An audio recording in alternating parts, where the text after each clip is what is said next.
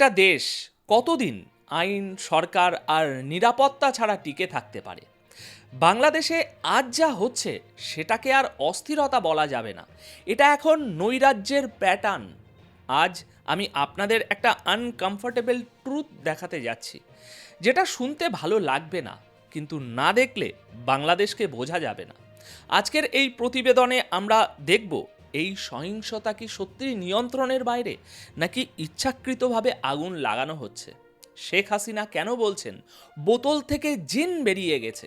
আর সবচেয়ে গুরুত্বপূর্ণ প্রশ্ন, এই অরাজকতা কার সবচেয়ে বেশি লাভ দিচ্ছে? আমি আজ শুধু খবর বলবো না, আমি আজ দায়িত্ব নিয়ে কারণ, উদ্দেশ্য আর ভবিষ্যৎ তিনটেই খুলে দেখাবো।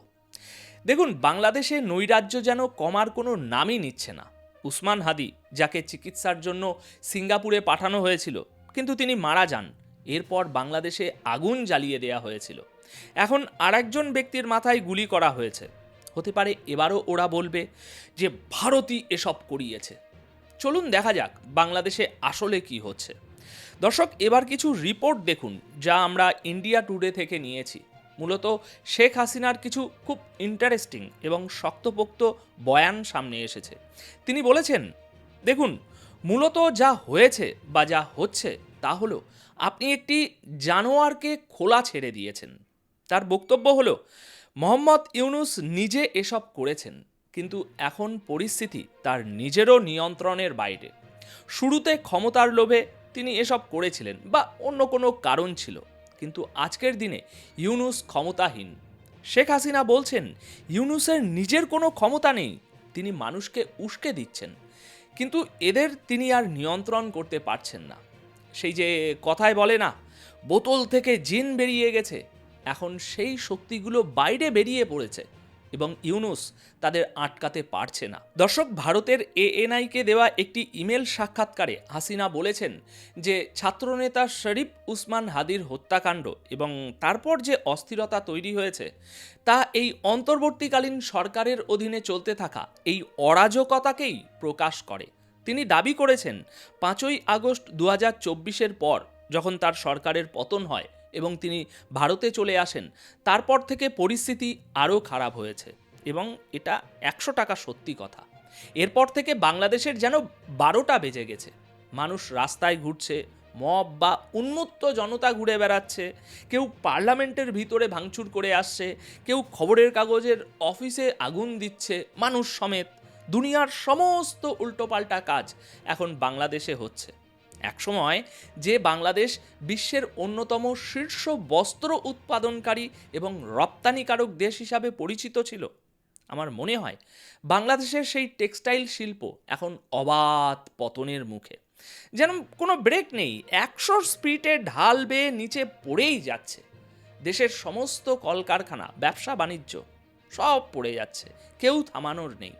সাবেক প্রধানমন্ত্রী শেখ হাসিনা উসমান হাদির মৃত্যু নিয়ে বলেছেন, এই কৌশলগত হত্যাকাণ্ড সেই অরাজকতাকেই তুলে ধরে যা আমার সরকারকে উৎখাত করেছে এবং ইউনুসের অধীনে তা বহুগুণ বেড়েছে। সহিংসতা এখন নিয়মে পরিণত হয়েছে, আর অন্তর্বর্তীকালীন সরকার হয় তা অস্বীকার করছে, নয়তো তা থামাতে তিনি অক্ষম।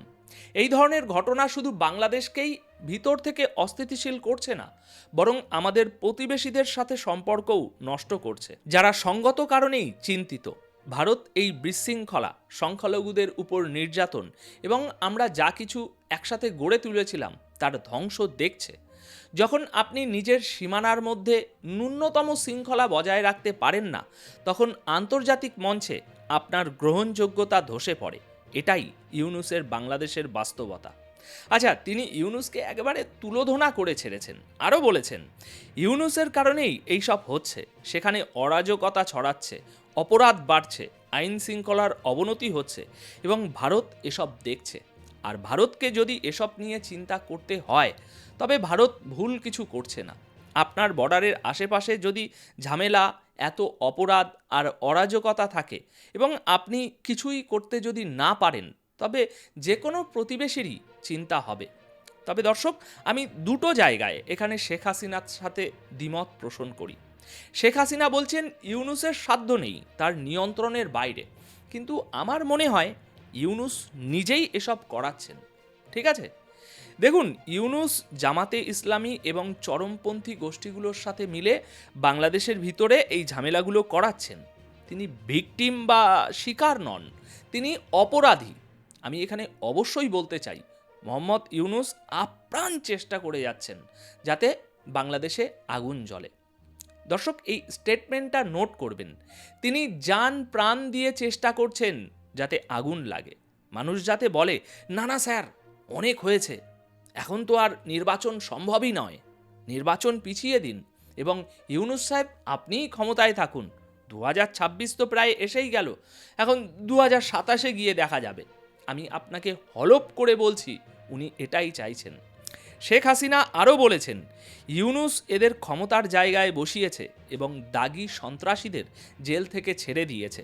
তিনি আরও বলেন, ভারতের নিরাপত্তা নিয়ে উদ্বেগ একদম সঠিক।